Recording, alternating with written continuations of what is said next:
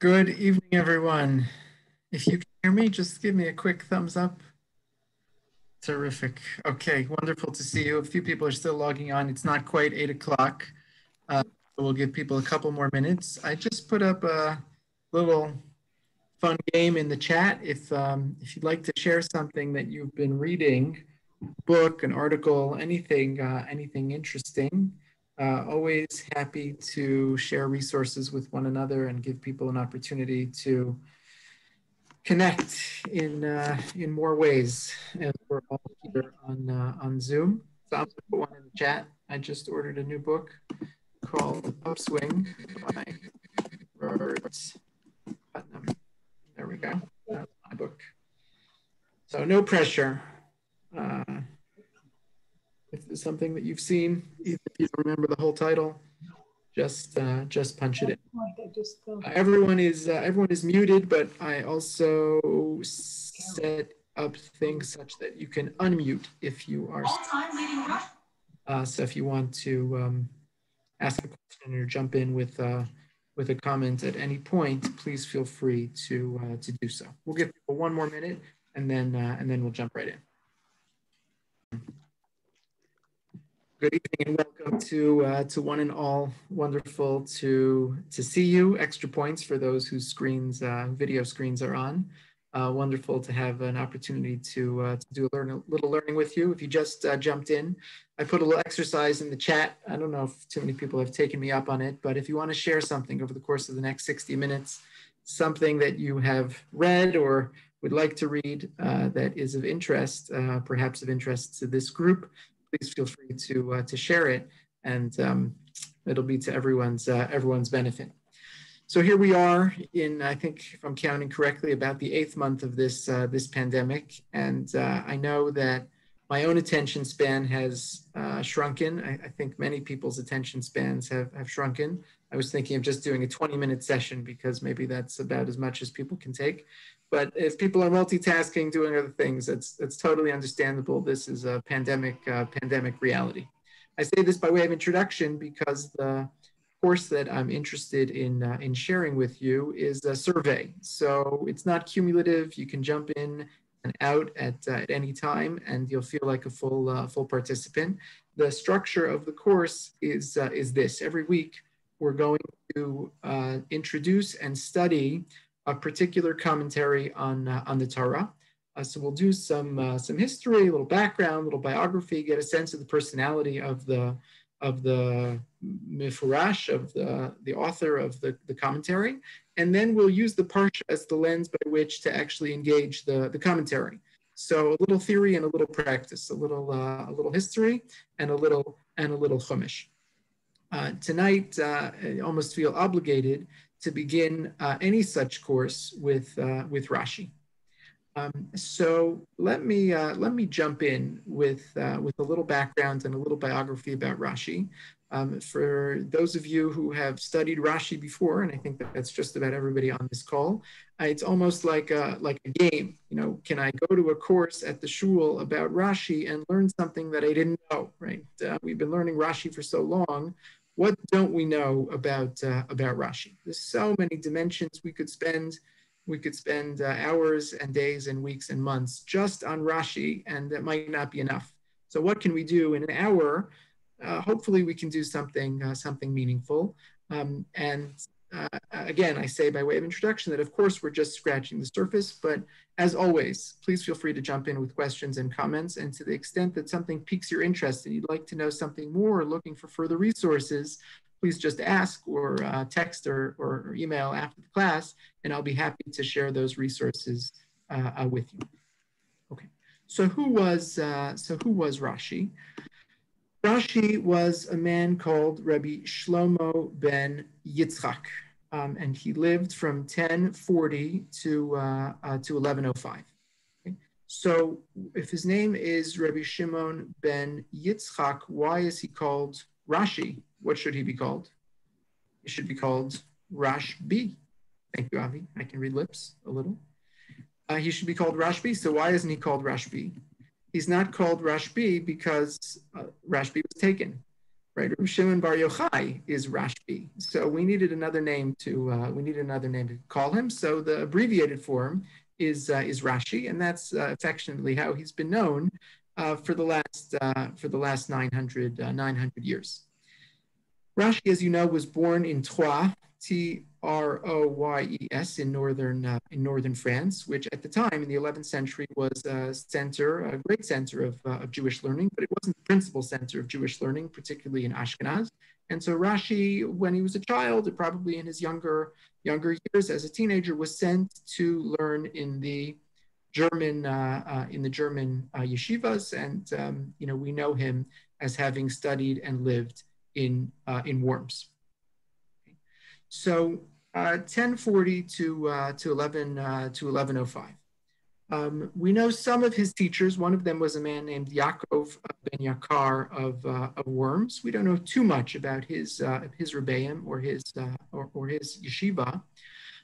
We know that he was an only child. He was married and had 3 daughters, all of whom were married to Talmudic scholars and people who we know as being part of the Tosafist school.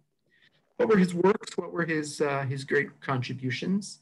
So, of course, he wrote, as we know, a commentary to Tanakh, almost the entirety of Tanakh. There's not Perush Rashi on the book of Divrei Hayamim. We have something that sometimes appears in the Tanakh and looks like Rashi. It's written probably by his students. He wrote a commentary to almost all of Shas, to the Talmud Bavli, 30 tractates, not all of Talmud Bavli, but almost all of Talmud Bavli. I'll just say as an aside, people ask, we have 2 Talmuds, the Talmud Bavli and the Talmud Yerushalmi. And how is it that over the course of Jewish history, the Talmud Bavli became so prominent and the Talmud Yerushalmi is basically neglected? You walk into any base medrash in any city in the world, and you'll find people learning Gemara. What are they learning? They're learning the Talmud Bavli. So is there something superior about the Talmud Bavli? Why are they learning Bavli exclusively and rarely, right, is someone learning Yerushalmi? It's a complicated question, and it's a longer answer, but one of the reasons is Rashi.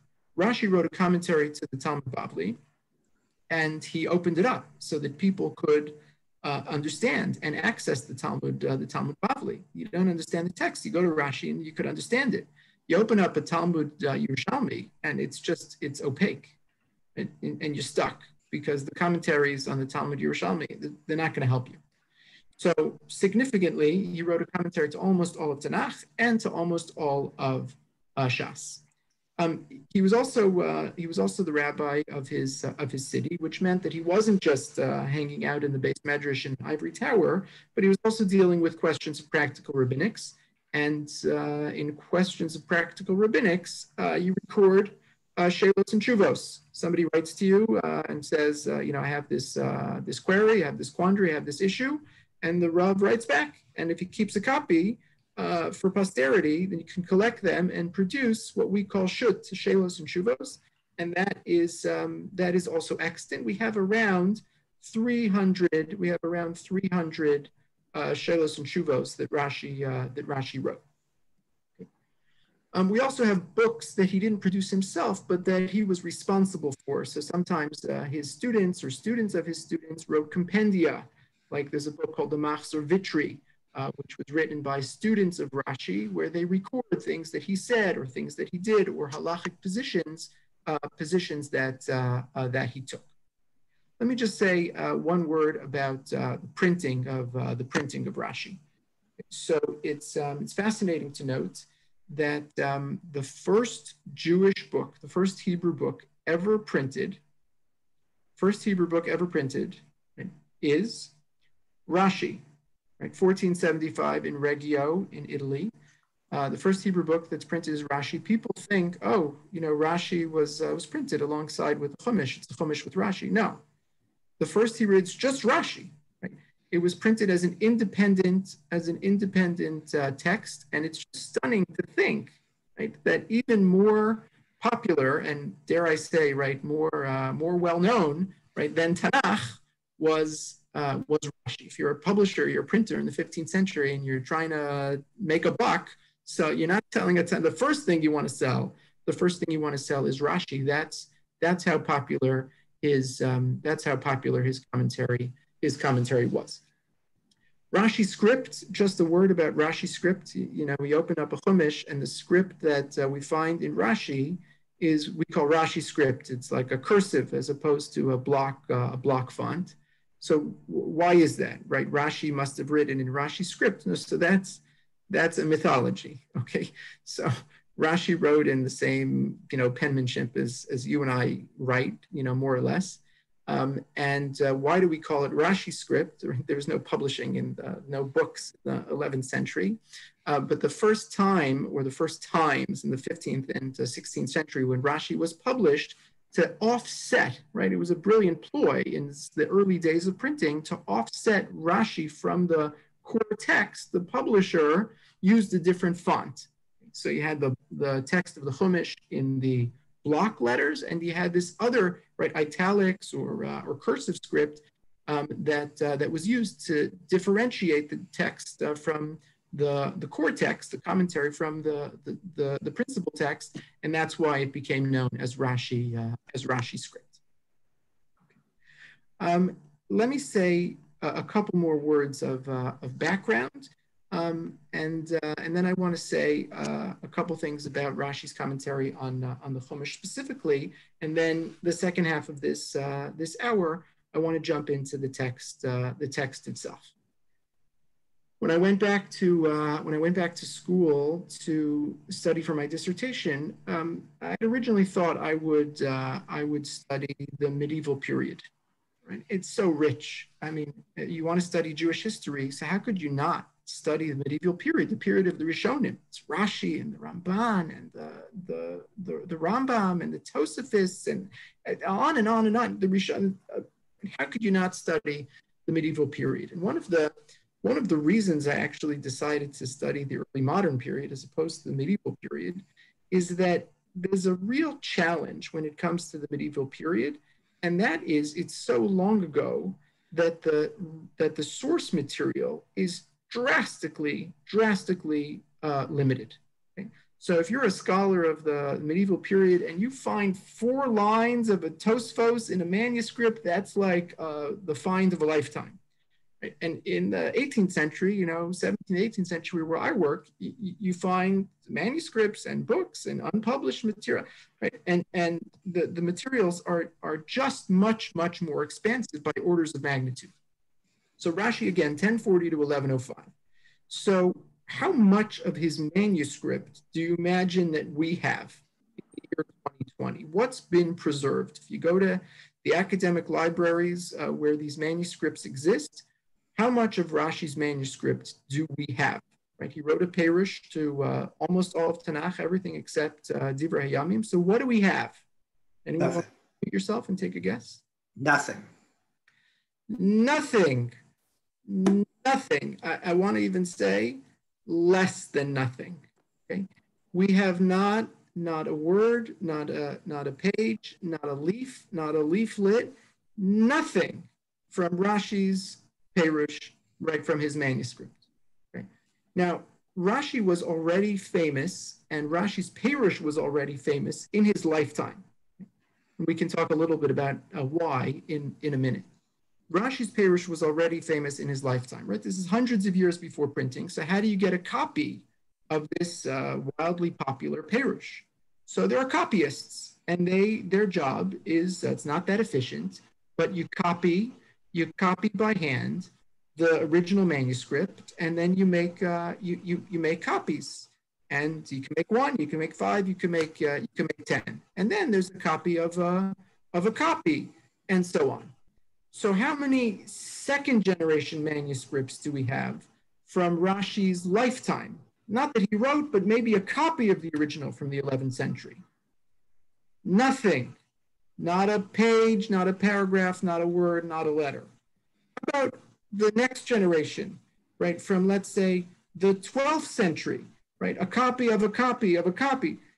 0, nothing. The earliest manuscript that we have of Rashi is from the 13th century. Okay, so we're working with, who knows, right? How many generations, copies of copies of copies.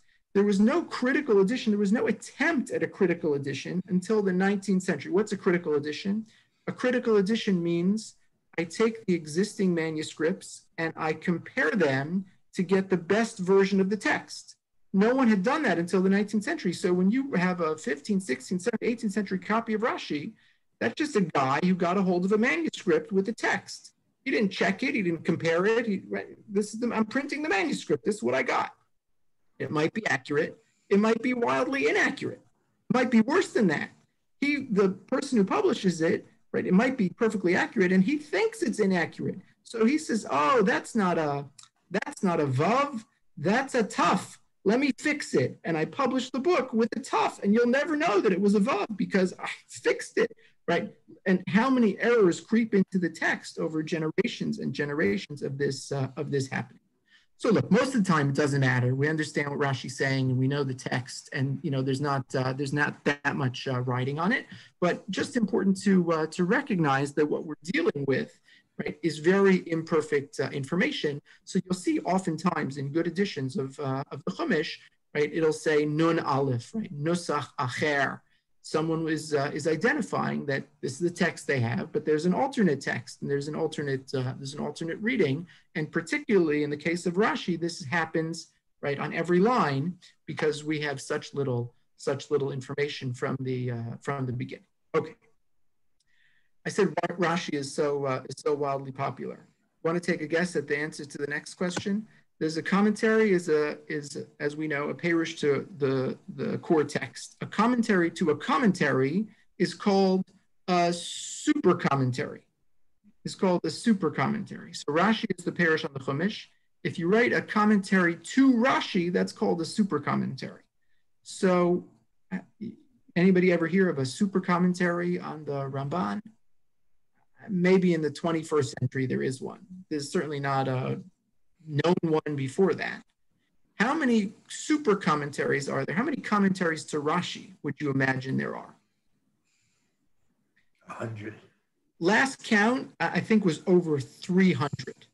Right?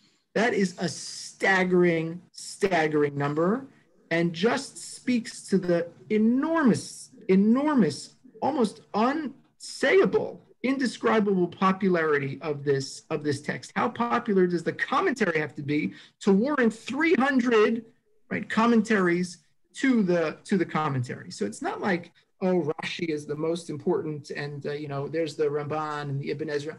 No, Rashi is like orders of magnitude beyond anything. Right, so much so, the Gemara says that there's a special practice to learn Shnayim Mikra v'Echad Targum every week. You should review the Parsha. What does it mean to review the Parsha? You do it twice, review it once, twice, 2 times in the original text, and once in translation. The Targum they had in mind, what if the lingua franca at the time was Aramaic, whatever it was. So Unkelis is the translation. Right? So much so, right? So fundamental was Rashi that the halachic psak emerged over time that you could fulfill your obligation of Shnai Mikra v'Echad Targum by studying the text twice and Rashi. And that's sufficient, right, to fulfill your obligation. So fundamental is Rashi's commentary. Okay. Let me say one more thing about Rashi's background, and then I want to jump to the text. Itself.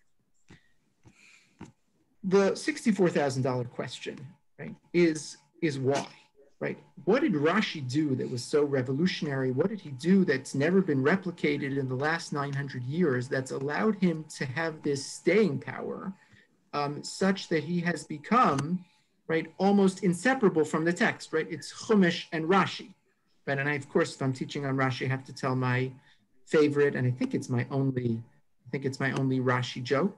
Right, so who's the first person to learn Chumash with Rashi? First person to learn Chumash with Rashi? Rashi's father. Okay, you get it? So, okay, I mean, he wasn't learning the commentary, he was just learning with Rashi. Okay, so what's the answer to that $64,000 question? What's made Rashi survive and thrive? So I want to mention just 5 points. Okay, which really come from one of the best biographies of Rashi, certainly in contemporary times, by a man called Avraham Grossman, who's now professor emeritus. He was the former head of the history department at Hebrew U, and now well into his 80s and is retired. But he wrote a book with a catchy title. It's called Rashi. And obviously he wrote it in Hebrew, but it's recently translated. I want to say around 2012 or thereabouts. It's translated.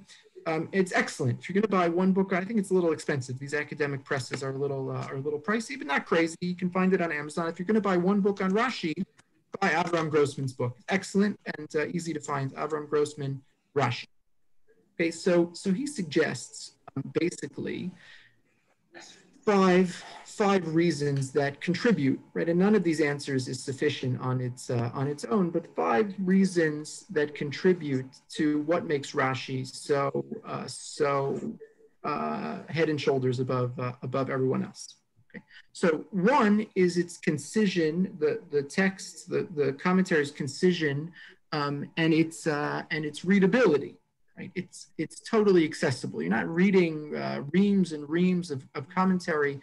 There's a beginning and a middle and an end, and you could snap your fingers and you got through the explanation. Number one, concision. Number two, and I want to talk more about this tonight, time permitting, moral relevance, which is to say, there's a message, right? Rashi is not just explaining the meaning of the text the way that you would explain the meaning of Shakespeare in a freshman seminar in a university. Like, what does this line mean? Let me tell you. No, Rashi's telling you, I want to tell you what the line means, and then I want to tell you why it matters. Because we have a Masorah and we have a Jewish tradition and we have a mission in this world. And let me explain how this text is going to inform the mission of the Jewish people, the moral relevance. Third is Rashi makes the text interesting. He fills in the gaps. He cites midrashim, and we'll get to an example of this, an important example in a few minutes, that not only make the text more readable, but make the text more interesting. So much so that sometimes kids start to confuse, what's Rashi and what's the text. So, you ask a kid, how did Abraham relate to his father? And they'll tell you the story of idols, and right, that's a medrash codified, right? And I use that word, reservedly. What does it mean to codify something when you're writing a commentary? Codify, right? So that story becomes almost part of the text, such that when the Torah talks about Or Kasdim, you think that, we know the backstory. So Abraham did this and he got thrown into a fiery furnace. The text doesn't say anything about a fire furnace, it just says Or Kasdim. That's a place name. No, but Rashi makes the text even more interesting by giving you the backstory. Fourth, Avram Grossman makes a fascinating historical observation. And this comes back to what I said about Rashi's commentary to the Talmud. So we think that the Talmud's commentary predated the Tanakh commentary. The Talmud commentary was so important and so popular that it catapulted Rashi into a place of great fame, such that he basically became a bestseller. So, our question could be a little reformulated. It's like, why is this sequel so popular? Well, because the original one was really popular. So we're asking the wrong question. The sequel's popular because now we know the author and everybody wants to eat up the second book in the series. So again, it's a loose analogy, but because Rashi's commentary to the Talmud was so important and so compelling, he gained such fame that it was almost obvious that his commentary to Tanakh would become so important. There's a fifth component here, which is less tangible, but I find it very compelling and very important, and that is, I would say, Rashi's love for Hashem, for the Torah, and for the Jewish people. Part of his mission was to give comfort to a people who were not living through the easiest time, right? And for all posterity. So what's going on in the lifetime of Rashi, 1040 to 1105? Right? Name one event that happened right between 1040 and 1105. First thing comes to mind, 1096. The first crusade, right? And the first crusade didn't just appear. Things were deteriorating. Things were difficult for the Jewish people. Entire communities were decimated, right? And there's expulsions, and what we end up calling pogroms and massacres. So to read the text, right? Rashi says, I want to give the people reading the Torah and reading Tanakh a sense of hope and a sense of purpose and a sense that, yes, these are trying times and these are difficult times and we're in the galus and this is the diaspora, but always know Hashem loves you and Hashem cares about you and Hashem wants you to be close to him. Open up, and it's really amazing. Open up and just look at the first Rashi on any book of the Torah, right? And there's a theme. I didn't put on the source sheet in the interest of time, but when you have a second, you just see Bereishis is a little harder to identify, but certainly in Shmos, Vayikra, Bamidbar, and Devar, first Rashi, right? So Bamidbar, just taking one. So Rashi says, oh, why is God always counting the people? If you love something, you count them. You count it often. So Hashem, to demonstrate his love for the Jewish people, is always count. And it's not just the opening Rashi on every book. It's a thread. It's a thread throughout his entire commentary. I want to add an epilogue, and it's something that I hope to have time to come back to in a few minutes. Beyond those 5 reasons, is a sixth component, which I would call the animation and preservation of Chazal, which is to say, and this is an important point of background, which is to say that Rashi was intent on preserving the Mesorah as it attaches to the text. So what Rashi is doing, and this is very important to know, Rashi is not innovating in his commentary. Rashi, by and large, his innovation is in his selection and in his omission. So what's on Rashi's bookshelf? There's no books, there's only manuscripts.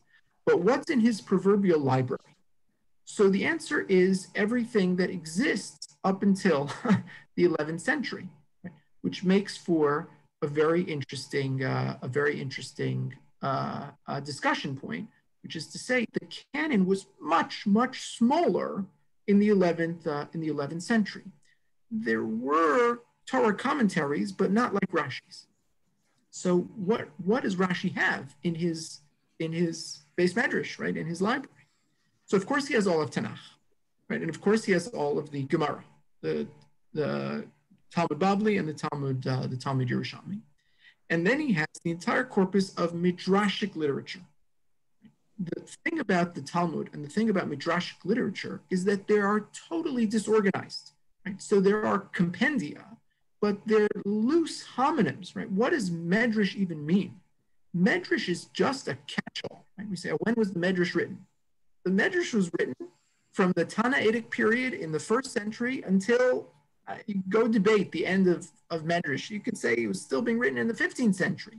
Any rabbinic commentary, it's just a catch-all phrase, we call it medrash. So if somebody put a bunch of them together, it might have a name, and it might be called the Tanhuma, or it might be called the Medrash Rabbah, or whatever names we ascribe to them. So he has this, let's say, 1,000-year library of midrashic literature, and more recently for Rashi, Gaonic literature, and that's what is at his disposal. So part of what Rashi is doing is selecting for the reader what's the most pressing or most prevalent or most relevant rabbinic idea or comment that speaks to this text, and I want to flesh that out for you in just a minute. Okay. Rashi makes no. Just hold off on the questions, just because we're a little limited in time. Maybe we'll circle back at the end. Rashi has no introduction to his commentary. As we'll have a chance to learn in later weeks, some authors of commentaries to Tanakh give us a gift, and they say at the beginning of their book, here's my plan, here's my purpose, here's what I'm setting out to do. a little, to say one word about this, it's a little bit of a 21st century construct, or maybe a 20th century construct. It's not a given that somebody sitting down in the 11th century and writing a Perush on the Torah or on Tanakh was doing anything systematic. Maybe there was no system. Maybe he was, learning with his chavrusa, and when they had an idea, they wrote it down and they collected their ideas and put it in a book. I don't know. How much do we know about the systematization or the systematic thinking of a particular author in the 11th century? That's a perfectly reasonable question to ask. 18, 19, in the modern times, what was an author's purpose or mission? In the 11th century, maybe they had one. I hope they had one, but maybe they didn't. So Rashi, for better or for worse, gives us no introduction to Tanakh, and no introduction to, let's say, the book of Bereshis. He does, however, occasionally share with us what scholars call a programmatic statement. A programmatic statement is a statement in which someone says something which we believe, reveals something important about their commentary. So I put out a source sheet, which went out in an email. It went out on the WhatsApp. It's on the website. If you have it, great. If not, don't worry about it. I'm going to put up a couple of sources as they're relevant on the screen. I don't like to do it too much because I prefer to see people's faces, and I think that's much nicer. But let me put up just very quickly this comment of Rashi. Okay, here you can see, by the way, it just picked one at random. This is, I think, from the 14th or 15th century, but this is what a codex looked like, where it's just Rashi, right? You pick up what was a manuscript, right, shaped like a book, handwritten manuscript shaped like a book, that's just Rashi's commentary. Okay, so if you just look at source number 2, so this is a comment that Rashi makes in Parshas Bereshis, not at the beginning, but in the 3rd chapter. And without getting into the specifics of the pasuk that he's explaining, he says, I just want to tell you, this is the end of the 2nd line in source number 2. So he says, we'll just read the whole thing. Yesh midrashe agada rabim. There's a lot of Agadic material, a lot of midrashic material. Ukfar sidrim rabbeinu al mechonam. And they've already been organized, to some extent by other rabbis. Bereshis Rabbi in that specific collection, Uvashar Midrashos in other collections. Va'ani, as for me, Rashi says, Lo bati ela lepshuto shel mikra ula'agada hamiyasheves divrei hamikra davar davur al ofnaf. So Rashi says, that's not my job. I'm not a medrash. Right? My job is to give you pshuto shel mikra, right, which you could spend a semester trying to tease out exactly what that means. We usually translate it as something like the plain sense of the verse or the simple sense of the verse. I would actually translate, I think the best translation, it's a little self-referential, the best translation of Pshat is an explanation of the text within its context without recourse to Midrash. An explanation of the text within its context without recourse to Midrash. So, again, that famous example, to tell me Or Kasdim is a story about Abraham being thrown into a fiery furnace. Right? There's no way that that's Pshat. Right? That might be the meaning of the text. Right? It could be the best explanation of the text, but it's not Pshuto Shel Mikra. So Rashi says, my job, and we have to explore the veracity of this statement because Rashi's very fond of quoting Midrashim. He says, I want to give you Pshat. I want to give you the simple interpretation of the text to explain it within its context. Okay? And we'll see to what extent Rashi succeeds, so to speak, in that mission. But at least on its face, right? If you asked Rashi what he's doing in his commentary, he wants to give you a pshat commentary. His grandson, the Rashbam, took this ideal to its furthest extreme, right? And the Rashbam says, I'm not quoting Medrash. It's just not of interest to me. I'm going to write a exclusively pshat commentary on the text with zero recourse to Midrash. Okay. Try that on for size. And Rashi, right? Rashi doesn't do that. Rashi's interested in the pshat, but not, as we'll see, right? Certainly not to the exclusion of medrash. Okay. So I know I've said a lot, and I've probably bitten off more than I could chew trying to do all of this in one shot. But that's okay. It's good to be ambitious, and of course, there's more time, and we can circle back at other occasions to address any or all of these issues. So I want to jump now to one of the most perplexing parts of our parsha, one of the sections that we almost surely skip in day school. We probably skip it in first grade, we probably skip it in eighth grade, probably skip it in high school. And I don't know the first time we ever start to really understand what's going on in this section. The section that I have in mind is in the ninth chapter of Bereshis. Okay? The ninth chapter of Bereshis, after the flood, there's an epilogue. Okay, you remember the story? I'm not going to put it up on the screen. But if you have a Chumash handy, or if you have the source sheet, it's source number 3. And I just want to read the first few psukim, and then I want to learn the Rashis with you and put them in their context to see coming to life some of the issues that I've just mentioned, and to see how Rashi operates in real time, so to speak. Okay. So jump with me, if you will. Jump with me to chapter 9, verse 18. This parak tes pasuk yud ches. Again, it's in the source sheet. If you don't have it in front of you, don't worry about it. It'll be familiar. The Torah says the following: Vayu b'nei Noach hayotzim min hativa shem b'cham v'yapes b'cham hu avi Canaan. I'm just going to flag a few of the questions as we go, so we'll know what Rashi is doing when we circle back to them. So the Torah tells us that the people that the sons of Noah who came out of the Teva, they survived the flood, were Shem, Cham, and Yafes. And Cham, hu avi Canaan. Cham is the father of Canaan. So one question, right, jumps right off the page. Who cares, right? Why would we have to know that? We're going to get a genealogy in a minute. We're going to know all of the, kids and grandkids. What's the relevance of Cham, hu avi Canaan? Shlosha ela b'nei Noach ha'me'ela nafza kol ha'aretz. These were basically the three fathers of the next generation. From them, right, the world spread out. Vayachel Noach ish ha'adama vayita. 6 words in this pasuk. 2 of them are easy to understand. 4 of them are difficult to understand. The second half of the pasuk, last 2 words, Noach planted a vineyard. But what about the first 4 words in the pasuk? Vayachel Noach. Very difficult. It may even be a hapex legam. I'm not sure if there's another expression that is exactly like this. Vayachel Noach, usually translated in a regular chumash as like Noach began, like maybe from the word lahatchil. Strange. What does Vayachel Noach mean? And ish ha'adama, that's certainly a hapex legam. That never occurs anywhere else. What's an ish ha'adama? A ground man, a man of the earth? Go know what that means. Rashi, help us out. Tell us what that means.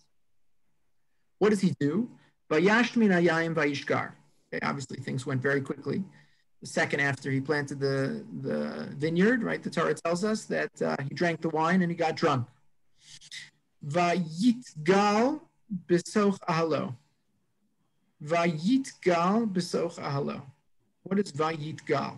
Very unusual construction. It comes from the word, right, legalot, to reveal. What does vayitgal mean? You have to understand what that's about. And b'soch ahalo. I'm saying it, but if you have the text in front of me, there's a problem with that word. The problem with that word is that it's misspelled.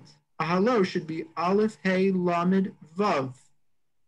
He exposed himself, he uncovered whatever he did in his tent. But it doesn't say that. It says Ahala, like in her tent. What does that mean? Why is it misspelled? Another question. Vayarcham avi Canaan es ervas aviv.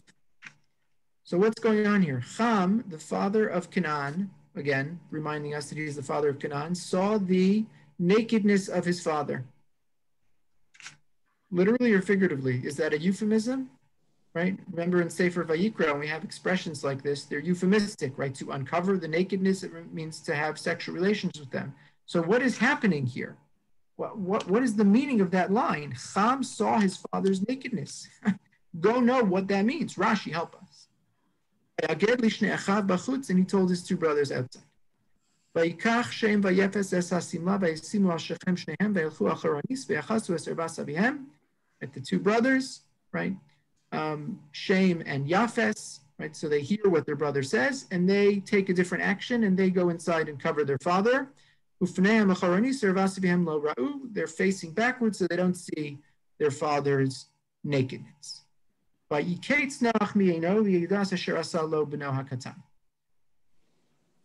Noach woke up from his wine, from his drunken stupor, and he knew what his little son had done. Who's his little son? What's the birth order of these three sons? Shem, Ham, Yafet. Ham is not the little son, Ham is the middle son. So why is he called the little son? Rashi, help us. Vayomer Arur Kenan, Eved Avadim Yeh Lechav. And now Noach issues a curse. And he says, Arur Kenan. Arur Kenan. What did Kenan do? Kenan's not in this story. Kenan is the son of Ham. Noach is cursing his grandson, not aware of anything that the grandson did wrong. The son did something wrong. We don't even know what that is, but whatever it wasn't the grandson who perpetrated the crime. Why is Kenan being cursed of all people? Right? Ham has 4 kids. We're going to learn the genealogy in a minute in the next chapter. So of all the children, why is he cursing Kenan? Okay? And then in the interest of time, we'll stop there. The text goes on for another 2 or 3 verses with Noach's reactions to Shem and Yafet. So far, so good. A lot of puzzles. What does Rashi do to solve these puzzles? So I'm going to share the screen. If you have it, you can use the text, or I'm going to put up a couple of these lines for us to see. Okay. So, source number 4. V'cham hu abi Kenan. Rashi says, Lama hutzrach lomar kan. What do you need to tell me this for? Lefisha parsha asuka uba b'sichruso shel Noach shekilkel bacham. Val yado niskalkel Kenan. Kenan is important to the story because at the end, he's cursed. But we never heard of him. So it's going to be important to know who he is. So Rashi says the text is doing something very important. It's giving us the information that we're going to need in a minute. So this comes back to one of the first points I made. In the answer to the question of what makes Rashi so important and so popular, Rashi answers questions that make the text more readable.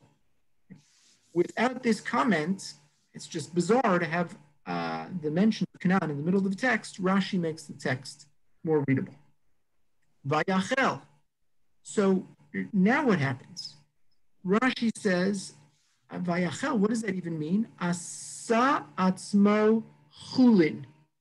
He made himself shahaya lo la'asok tchila b'netia acheres. He did something, what do you want to say? Chol is the opposite of kadosh. He did something unholy. He did something, right? My Yiddish teacher would say vachadik, right? It's something that, is base. That's why sometimes you'll see not a bad translation, if they're interested in Rashi, is he debased himself. He did something which he shouldn't have done. Why? And now Rashi, a moral. He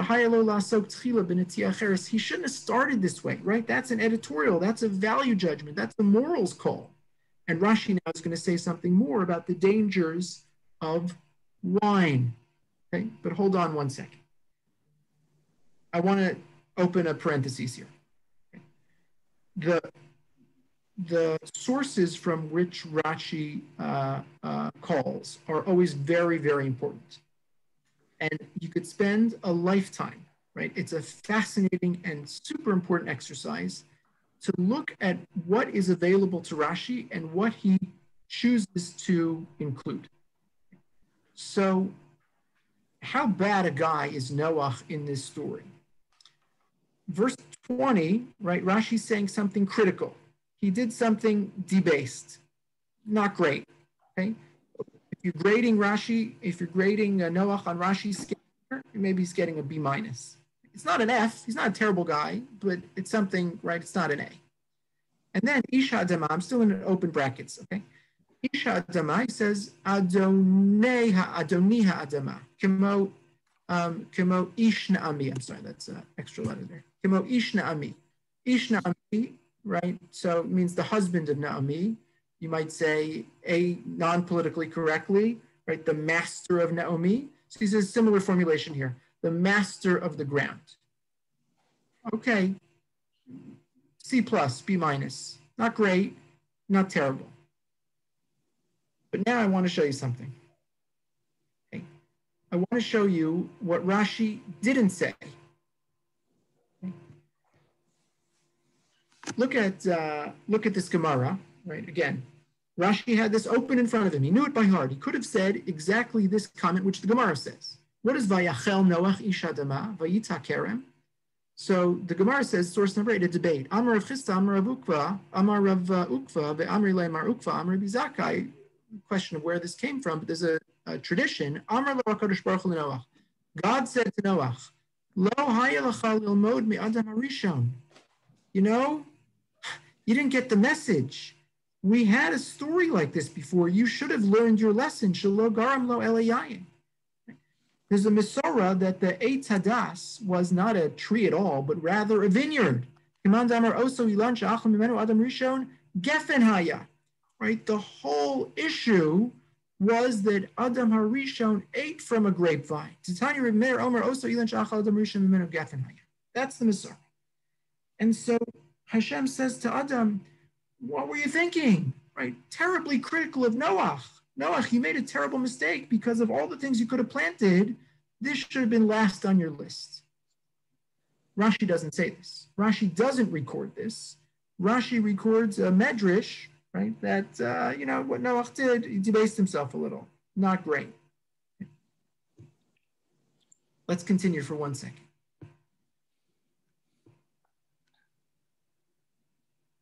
You ready for this? I'm going to jump around to 2 other comments. First, this one. Vayitgal. What was that line? He exposed himself. He did something he shouldn't have done. What did he do? What's Noach's culpability here? So far, according to Rashi, a little culpability, but it's his son's fault. Rashi says Vayitgal. What does that mean? Lashon v'yitpa'el. We would say in modern Hebrew, that's the hitpa'el. It's reflexive. So not he was exposed or he became exposed, but he exposed himself. Right? So legaleach is to shave, lehitgaleach is to shave yourself. Right? So v'yitgal is not just to expose, but to self-expose. That's what he did wrong. Okay. What's the source that Rashi doesn't quote? You ready for this? There's a medrash, source number 9. Yitgal b'toch ahalo. I'll come back in a second to what Rashi says about that word ahalo. Remember we said it's the wrong letter at the end of the word. It should have said aleph, hey, lamed, vav. So you know what the medrash says? Fall right off your chair. Yitgal b'toch ahalo. Ba l'shamesh v'nispazer zaro v'nispazer. Ahalo, right, it's ahala. He went into his wife's tent. Right? And his goal was to have sexual relations with her, except he failed. And he ended up spilling his seed and embarrassing himself and exposing himself. Wow. Well, now it's not just that he took off his pajamas. Now he's made a total fool of himself, right? And he's basically unable to function as a result of his self-intoxication. It's a terrible story. Rashi doesn't report the full extent of that terrible story, right? That took place in the Midrashic imagination. Rashi gives a more sanitized version, we'll say, of the text. Rashi's not above criticizing people in Tanakh, right? This is not to whitewash the story. What I want to argue is that Rashi is preserving a very nuanced nuanced portrayal of Noach that exists from the beginning of the parsha. Right? What's the most famous Rashi on Noach? Right? We all know the famous Rashi at the beginning of the parsha. I'm sure I have it on here. I just have to find the text. So it's source number 5. Right? Tamim haya b'dorosav yesh rabbeinu dorshim oso l'shvach kol shekain she'ilu haya b'dor tzadikim haya tzadik yoser. He was great, and he's so great, and in another generation would have been even greater. Or, right, v'yesh dorshim oso l'kanai. Maybe he wasn't so great. Maybe it's a qualification. He was ish tzaddik, but tamim haya b'dorosav, only in his generation he was so great. Why? L'fi doro haya tzadik. It was all relative because the people in his generation were so wicked. Look at this formulation. Not just that he would have been like an A- compared to Abraham, he would have been a 0 compared to Abraham. Rashi doesn't vote. Rashi records the debate and says, look, there's a sophisticated debate going on about who this character Noach was. Was he a good guy or a bad guy? Was he a objective tzaddik, or was he a subjective tzaddik? Right, source number 7, the same issue. The Torah says the flood started, and the Noach got into the Teva.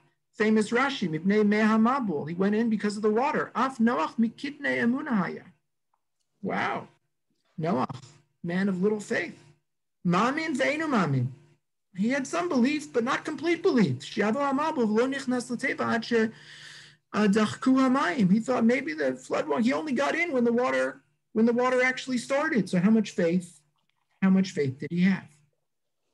So Rashi has, when Rashi preserves, right, the very sophisticated portrayal of Noach in Chazal.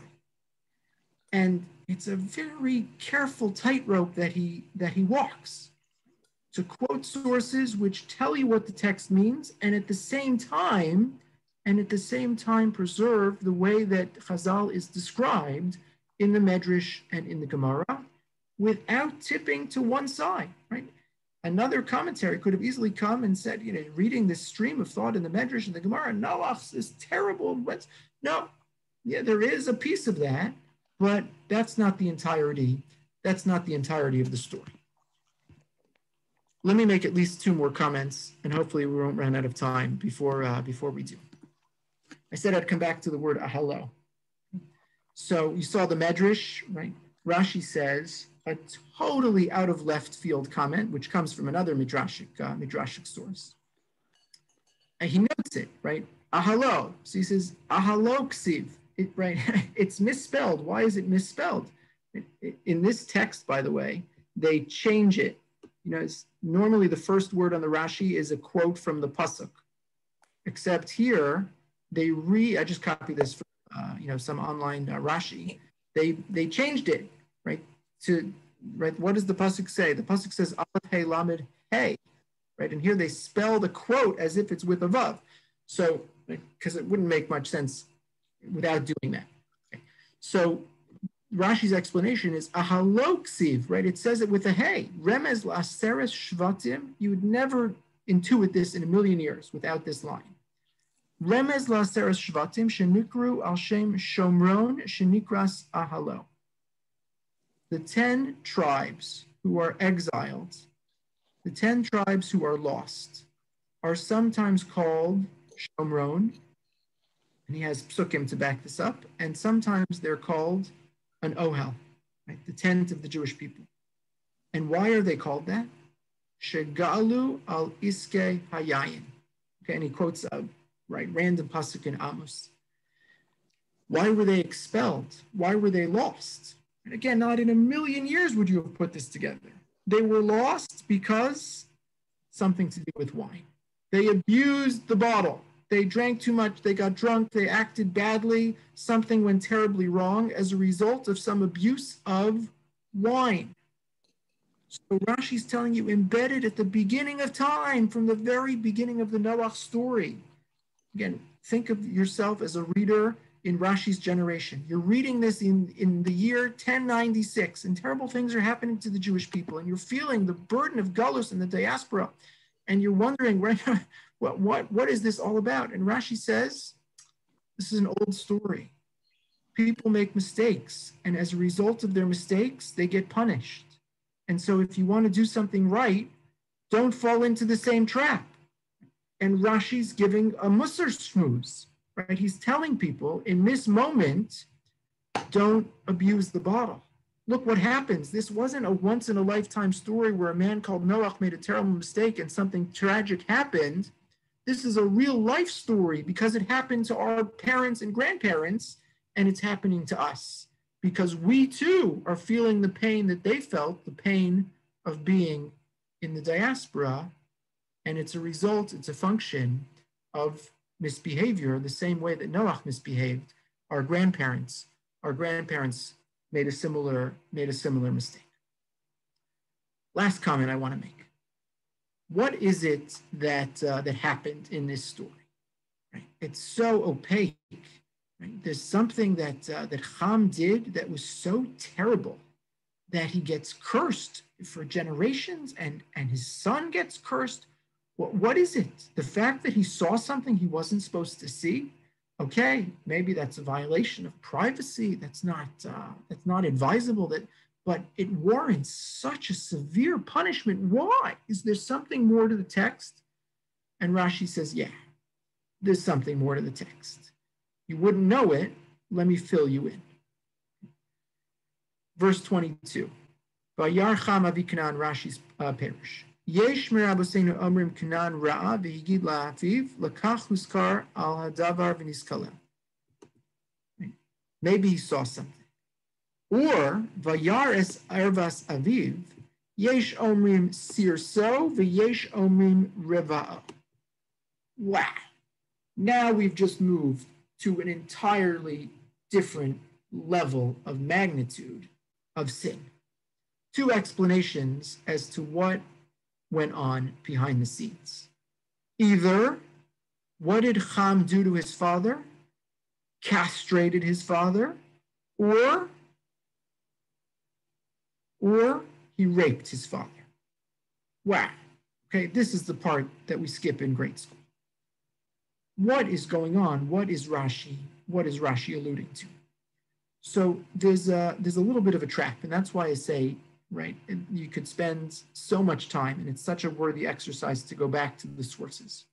In this case, Rashi summarizes an entire paragraph in the Gemara into 6 words, and you have this super concise explanation of what happened here, and right, it changes the meaning of the entire text, and now we understand everything that follows, except that it's so short and so concise that it becomes difficult to understand unless you know where Rashi is getting this from. So let me take you for a second to the rest of the story that Rashi only gives you the first piece of. It's a Gemara in Sanhedrin Daf Ayin Amud Aleph. And the Gemara says in source number 10, Vayikatz Noach mi'eino v'yidas asher asa lo b'no hakaton. He knew what his little son did. Rabu Shmuel, Machlokas Amoraim, Rab and Shmuel, we don't know who said which side, but we know it was the Machlokas between the two of them. Chad Amar Siso v'chad Amar Reva'o. One said castration, one said sodomy. Manda Amar Sarso. So where'd that come from? Right? You can't just make that up. Is there a basis for that in the text? Mitoch Shakil Kalo Biravi, Kalalo Biravi. Mitoch Shakilkalo Biravi, Kalalo Biravi. Without getting into it, you'll see there's a medrash here that helps fill in the gaps. It's important to know the rest of the story. Noach cursed Canaan, who is the 4th son of Ham. There's a working assumption that the Torah always works midah keneged midah, measure for measure. Why would he have cursed the 4th son of Canaan? Because Ham was attempting to make sure that Noach did not have a 4th son of his own. By the way, that was the only command after the flood, and Noach failed to fulfill it, and this might be the reason why. God commanded all the inhabitants of the world post-flood, Pruvu, multiply, have more children. Shem, Cham, and Yafes fulfilled that command. Did Noach ever fulfill that command? Doesn't the Torah say he did everything God commanded? Why didn't he fulfill that command? This would be an explanation if, in fact, he was castrated by his son. Explanation number 1. Uman da'ama reva'o, gamar vayar ksiv hacha vayar chama v'kanan eser v'asaviv, ksiv hasam vayar so Shchem ben Chamor. Gzeira shava. This is a Talmudic rule, that sometimes you have an unusual word that you wouldn't expect to find. What does it mean by yar? In this case, that he saw, it's bizarre. You can attach it to another place where that unusual word appears euphemistically, and they mean the same thing in both contexts. Where do we have this other unusual expression? Vayar cham aviknan eser vasaviv. That's what we have in our parsha. And later on, Vayar osa Shchem ben Chamor. Right? What happens? The rape of Dinah. Cham in our parsha, Chamor, Shchem ben Chamor in the context of Yaakov's daughter. So the explanation of Vayar, sometimes it means to see, and occasionally it means to rape. Two explanations for what is happening in this text. Rashi gives us the headline, and if you go back to the source, right, you could understand everything that's happening. Okay. So again, there's so much here, and there's so much more to say. But what I hope that I've demonstrated is in even just these few psukim, what you see almost always throughout the context of Rashi's parish on the Torah and Tanakh, right? His dedication to being concise and making the text more readable. His moral relevance, right? In the middle of the Noach story, he gives a little sermon about the perils of drinking. He brings the text to life by filling in the gaps so that the text can be read, right, in a way that is even more compelling than the surface reading of the text. And the piece that I would add is the very nuanced and sophistication of the preservation of Chazal's interpretation of the text. So, right, the whole library is in front of him: the Gemara, the Talmud Bavli, and the Talmud Yerushalmi, and the Midrashim, and the Gaonim. And Rashi's going to pick, and he's going to give you one or two, a piece, a sliver, and he's going to weave together an explanation that is going to tell you, right, his best, most compelling interpretation of how 1,000 years of Jewish interpretation of this text makes meaning of what is happening. And that's the great contribution. That's the great contribution of Rashi. If you just had the Gemara, if you just have the Medrash, you might decide in some extreme manner, right? Maybe Noach is totally guiltless, or maybe Noach is totally guilty. And you read Rashi, and you have such a balanced, nuanced, such a sophisticated understanding of the text. There's competing tensions. Noach's responsible, but not fully responsible. Noach is guilty, but not fully guilty. He's a tzaddik, but he's not a complete tzaddik. He has emunah, but not full emunah. And this is the final point. Rashi allows his reader to see him or herself reflected in the text because this is all of us, right? We're not mythic heroes from Greek mythology, right? We're not gods and demigods, nor are we, right, just totally wicked. We're people, and there are things we get right and there are things we get wrong. We make good decisions, we make bad decisions, and we look at the text and we say, oh, this is our Masorah. This is always how it is. And if they have successes and failures, then we have successes and failures. At the end of the day, Hashem retains his great love for the Jewish people. There's always hope for redemption and improvement in spite of whatever may have gone wrong. Next week, please God, we'll pick up, I hope, with the Ramban. I'm happy to stay on for a few more minutes to entertain questions, either in the chat or live. Thank you so much for joining. I wish everyone a wonderful evening. Thank you, Rabbi. Thank you, Rabbi. Thank you, Rabbi.